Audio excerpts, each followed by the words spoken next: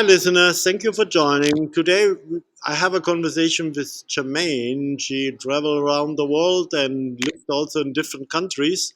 So, hi, Charmaine. How are you doing today? I'm good. Hi, Mike. Thanks for having me. So, now you have to tell us. So, you said you lived in a different country, but you're original from Scarborough, Ontario, suburb of Toronto. But remember that Scarborough was our own city after they put it all together, right? Yeah, yeah. Scarborough's a part of Toronto now. Yes, exactly. And so where else you went from Scarborough? Yeah, so absolutely. So when I was in university, I got a chance to live in Singapore. I spent 6 months there on a university exchange. And then when I graduated, I spent some time living in Quebec, which is a French province of Canada. And Okay. then I moved out to, and then spent some time in France. And then I moved out to Hong Kong afterwards as well. So what you did in France? Also studying or working? Yeah, so in Quebec, France, and Hong Kong, I was teaching English Okay. as a second language. So I was working with students who are like learning English as a second language. And then in Hong Kong, I stayed a little bit longer. So I also did my master's when I was in Hong Kong. Okay. Um, and then I also taught and worked with educational agencies as well. So then how many language you speak? So you speak French because you was a while in France? Yeah, so my native is English. Okay. And then my family speaks Cantonese, which Okay. is the main language in Hong Kong and also in the south of China. Um, and then I speak intermediate French, so two and a half. Oh, interesting. Okay. So Yeah. I mean, for me, I speak German because that was my mother tongue. Then I learned English, I learned French at school, and now I'm learning Spanish. Nice. Yes. And you know what? Like once you know some of those languages, it helps because they have similar patterns sometimes. And I know like for example, like for French speakers, like Spanish is a little bit easier for them. Yeah, I see a lot of similarity between French because I went through the grammar and if I see the grammar in Spanish, so but and there's also so it helps if you speak more than one language. I mean, in you speak also a language what is totally out there. It's not a Latin language like Cantonese, right? So that's something Yeah. totally out there. Yeah, yeah, exactly. And I mean, but even like knowing English, like I found it helped me a lot with my French, for example. And I've never learned Spanish, but sometimes I just look at the words and I'm like, oh, like you can sometimes maybe guess here and there. Yeah. So I wanted to, because you're well traveled, lived in different countries. I wanted because we have the Christmas season or holiday season. So how you experience that in all these different countries? Yeah, that's a good question. So, I mean, I think, I mean, especially because if I lived in different continents, it's very different. So, I mean, here I'm in Toronto now, and right now in Toronto, I focus on helping people travel and budget travel. Right. Um, but like Toronto, for example, like I'm looking out my window right now and it's snowing. Okay, Uh, snowing is good. All right. It's snowing right now. Wow. Right before Christmas. The snow knows when to come. Yeah, I mean, this was always. I remember because I lived there also for a while. That not every Christmas was snow, but it was always the people wanted to have snow on Christmas. But I remember there was also when we went to a church or something and it was snowing like so much that we couldn't even drive. Yeah, yeah. So, I mean, I guess like if you live in a snowy, um, if you live in a snowy place, right? So in North America specifically, I would, or not even North America, Canada and the US, where there's Right. quite a bit of snow. I would say a Christmas tradition here will. be like we want a white Christmas a lot of times. Yeah, especially with the Um, kids, right? yeah, you want a white Christmas. Um, People want to enjoy the cold. I mean, people like I think a lot of us don't like the cold here sometimes, but people want to enjoy the cold season. So such as like going skiing, snowboarding, do winter activities, tobogganing. I think it's really important. If you Mm, live in a snowy place, going skating, like the skating rinks are open right. outdoors, and that's a tradition for a lot of people too. Yeah, And yeah, and I think here, like, it's also like when it's Christmas is very sacred. Like a lot of people like staying in with the family, right. enjoy quiet time, Yes. fireplace, warm cup of coffee, one cup of hot chocolate. Yeah, that's sounds like. I mean, but how you can compare to the other countries you lived? Um, I mean, I've lived in Paris, in France, and Christmas markets is a really big thing in Europe. We Yes, don't have a lot of Christmas markets here, as you know. yes. So Christmas markets, I remember going to the Christmas market having a mulled wine. Yeah, Um, yeah, you see, but where you saw it, I mean, I just talked with someone about this today. In this mulled wine, there was, I don't know how many years ago, there was a kind of Christmas market direct where the mayor's office is in downtown Toronto, right? And mhm. they had also mulled wine, but everyone says it's like a German tradition. But I have found this here also in Spain. Yeah, is it? I mean, I only know this mulled wine as a French tradition, but I think it's also very popular in the UK as well. And I don't know, maybe Germany. I'm not sure. Yeah, definitely. I have seen that, and that's where I got introduced to it in a Christmas market in Germany, right? Ah, okay. Yeah, so it's popular in Germany for mulled wine as well. Yeah, but as I said, I mean, I walked around here in Madrid and I saw it there too, right? Yeah. So I wonder. Yeah. So I think. Yeah. So again, like in mulled wine is popular in Europe during the Christmas markets. Probably And it's popular where they're producing wine, right? I mean, Spain produced true. wine, French, Germany, right? Correct. Yeah. Like I don't know what if I mulled wine here in Toronto. And then the other thing is also, I mean, it's also something in the area where they go skiing, like they're having this kind of hot tea with alcohol or mulled wine. So that's also something skiing, après Yeah. ski, Yeah, and I also know like when I was in France, like I know people like it seemed like it was like if you had some money, like you like going to the Alps and skiing during Christmas. right? I used to work at a school, and I remember all the kids just talking about going to the Alps to ski. So it seems like European countries also like going to ski. Maybe it's a status thing. Then like, oh, I have a chalet in the Alps, and I'm gonna go to Christmas to go ski there.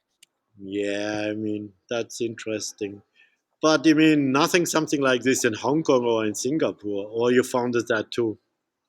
Well, no, of course not, because in Hong Kong and Singapore it doesn't snow. No, I So, mean, no, I just want to go to the mulled wine. I mean, yes, the snow. oh, I know the snow. I mean, yeah, no, there's no mulled wine. I've never seen it. At least I don't know. Singapore wasn't there for the Christmas season, so I can't speak to okay, Singapore's okay. Christmas So then, season. yes, okay, But Hong Kong, although there's no snow and no ski, Hong Kong is very festive still during the season. okay, It has like the best Christmas decorations. Like I'm serious. Like you should search online Christmas decorations in Hong Kong. All the malls are decorated. There's so much lights, like Christmas lights on all the buildings. It's okay, is really like they really festive about it. okay. Um, but I think this might be because Hong Kong is partly Western too. It was colonized by the British for 99 years. Yes, So they kept a lot of those British traditions as well. So it's interesting because in Hong Kong, they actually have British holidays and Chinese holidays. So you kind of get double the holidays. Let's talk about the Chinese holidays. The only what I know is that they have a different time for New Year, so it's the Chinese New Year. Yep, But it's called the Chinese New Year. it is actually 1.5 or 6 weeks later than the normal New Year. Yes, that's correct, and every year is different.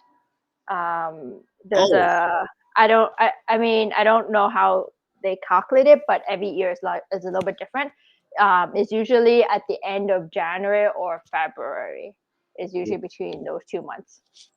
and that also starts the new Chinese zodiac, right? Yes, that's right. Yes, So it is. that's Yeah, it's the biggest. I guess if you talk about like Asian traditions, I'll say that's the biggest one. It's one of the biggest ones, the Lunar New Year. mm, so then that would be also something what they would celebrate in Singapore, I guess. Yes, yes, they do. Yes, Mm, a lot of yeah, Singapore, China, Hong Kong. I think in like Vietnam, they also have a Lunar New Year as well. okay. So a lot of the Asian countries have it. Yeah, it's I'm just looking at it right now. Yeah, so it's celebrated in mostly the more well-known celebrations include New Year's Day in the Chinese calendar, in the Southeast and South Asia. Yeah, yeah, but So yeah, so mhm. this zodiac season or whatever you call it has also something to do with a different calendar, correct? Yeah. So every year is a different zodiac. Yeah. So like I don't even know what is the year of 2024, but every single year they have a different uh, animal to represent it. That's your year, or that's the year of the year of the dog or the year of the rabbit. Yeah. Yeah. But it's, I So mean, all this Christmas and New Year that comes from the Latin calendar. Like, I mean, half Europe was under Roman, right? So that's also some of these traditions or calendars or time set up comes from this Roman Empire and their kind of traditions, right? Even the languages, if you find, I mean, like here in Europe, a lot of leftover ruins of Roman settlements or Roman bridges or some Roman architecture, right? yeah, yeah, definitely very different. I'll say because I don't know. I guess like Asian culture has been there for a very long time as well, Yeah. and so these are very long traditions. And I guess in Europe as well, like there's also very long traditions because of the long history. It's not like younger countries like North America here. Yeah, I mean, this is the story about Canada or even the US that actually their tradition disappeared because of the colonization of the Europeans, right? Yeah, correct. And then also because a lot of these, at least the big cities, right, they're very multicultural. So there's no really our own culture, but it's like a blend of everybody. Right, but also Christmas is kind of commercialized. I mean, come on, they Mm, had this whatever Boxing Day, what is also British tradition. They do this in Canada, right? And yes. I mean, when they start with Christmas light, probably it's 2 months ago, before actually. And I mean, but I remember when I walked in Canada, there was always, it was not, it was seasons greeting, not Merry Christmas, seasons greeting, because there was a couple of other tradition like not only the Christmas story. So there was a different things going on in the same time frame, not at the same. Right. So yeah, so that's Toronto because it was, yeah. I mean, also when I lived there in the beginning, I saw the change that it actually went more and more multicultural than it maybe was before. Yeah, it is. And I yeah, I mean definitely very multicultural, and I think more and more so now too because we have a lot of immigration happening with international students. Right. So our population is changing based on the immigration trends all the time.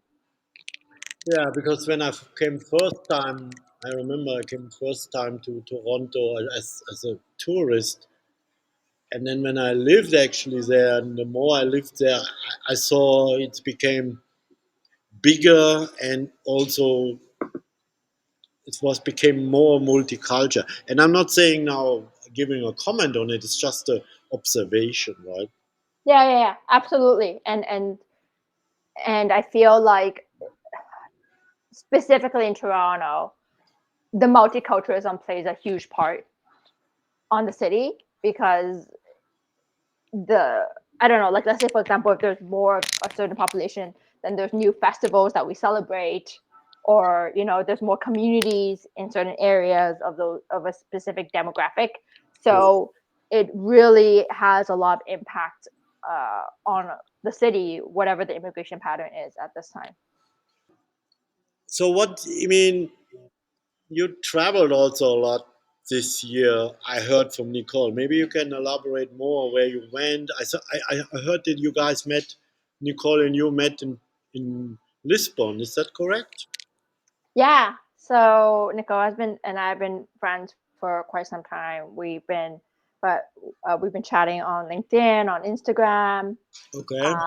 She was in South Korea and she wanted to move to Hong Kong at some point, and so we were talking about that. And she reached out to me to ask some questions, Okay. and then we've been chatting for like I don't know 2 to 3 years, and then we met in the summer in Lisbon. So it was really fun.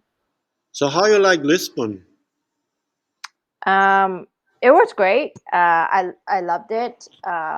It I mean, uh, yeah, we traveled through Portugal. We did Lisbon, we did Porto, and we did Sintra all in 1 week. So it was really quick. Okay. Um, Okay.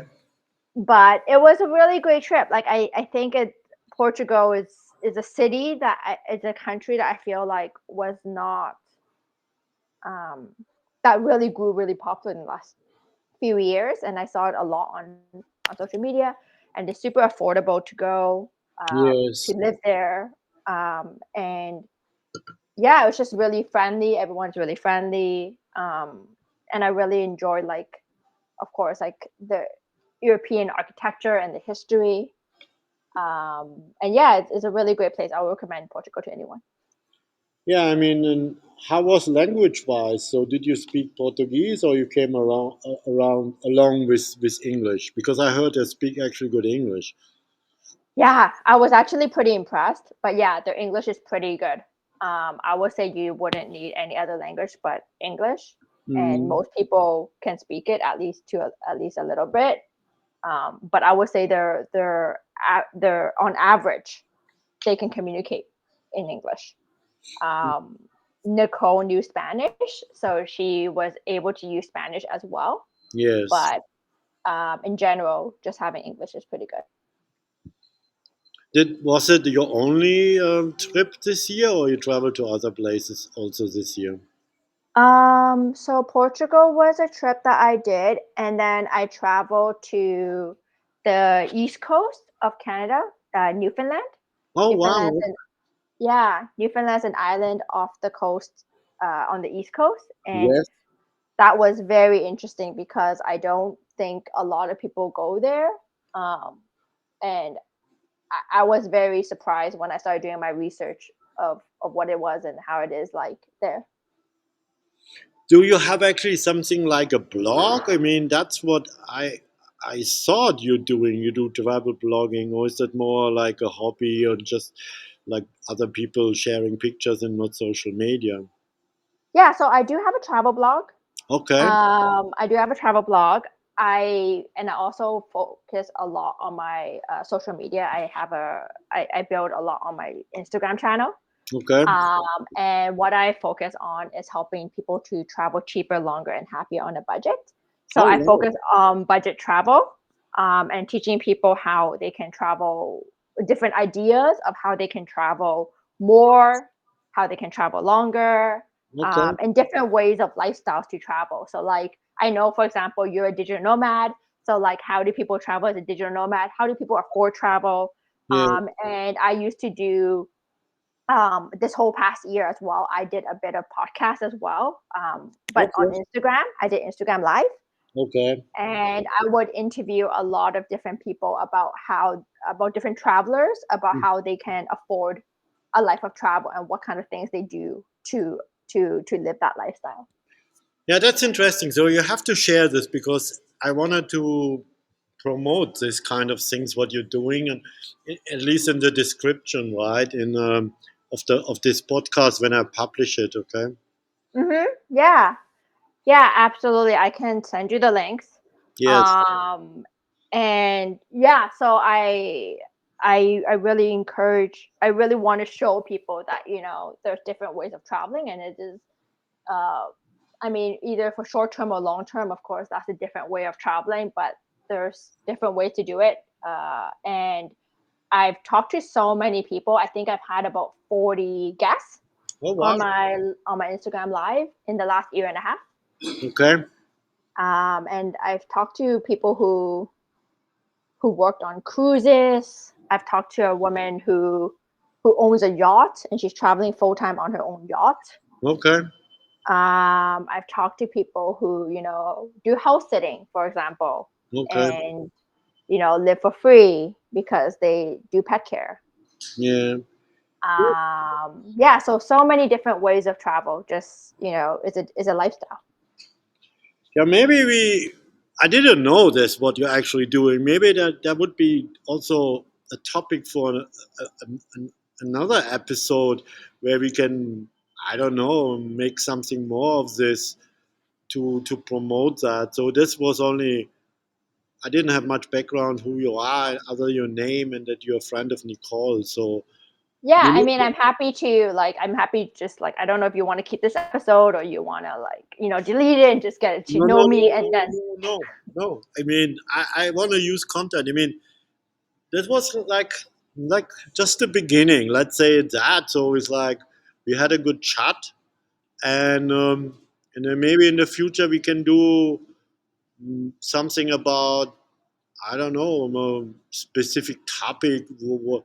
Let's say maybe I come with the idea I want to travel very cheap in Mexico. What you can recommend me? Something like this, right?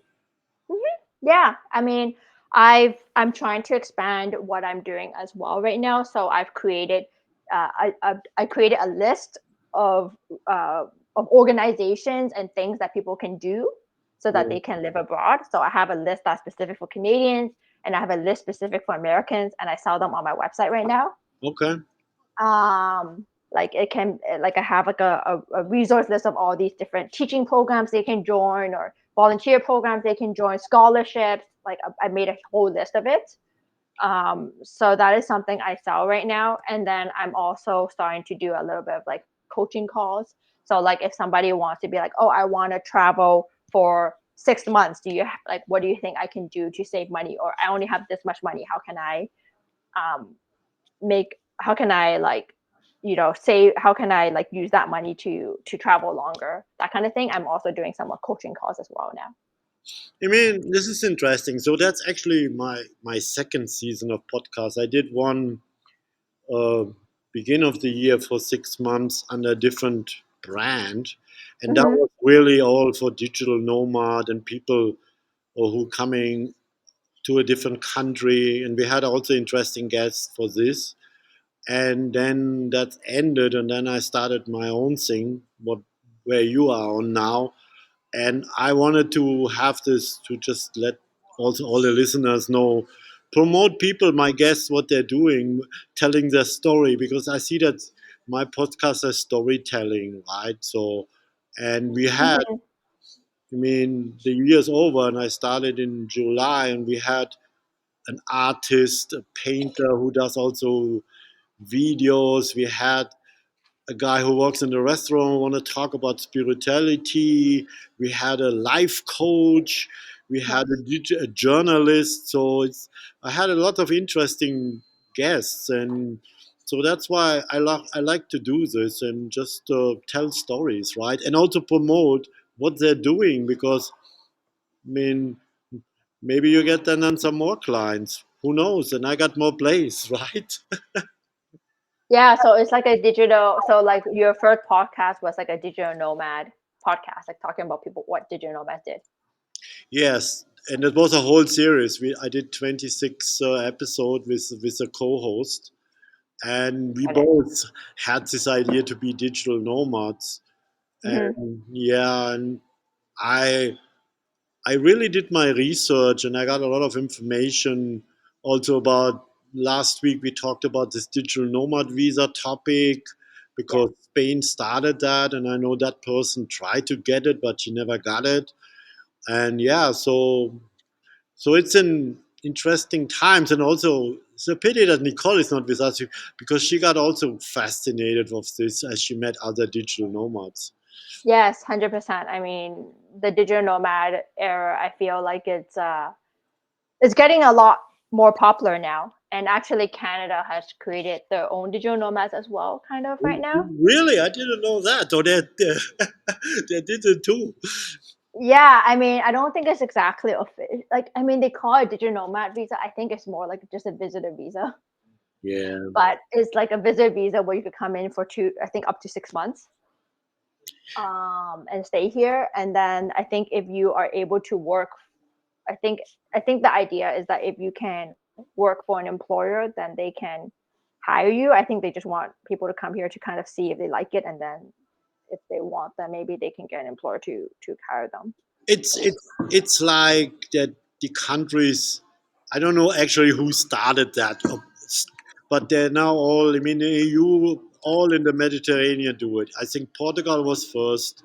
Now Spain, then some other countries in the east. So they're all starting this now because, of course, it's also there's a two sides of this, and that's because there's these people who can work remotely Yeah, because they have the job, and then this is also then they get good money and they want to live maybe in a different lifestyle, yeah, right? Oh, you're showing it. Wow, there. yeah.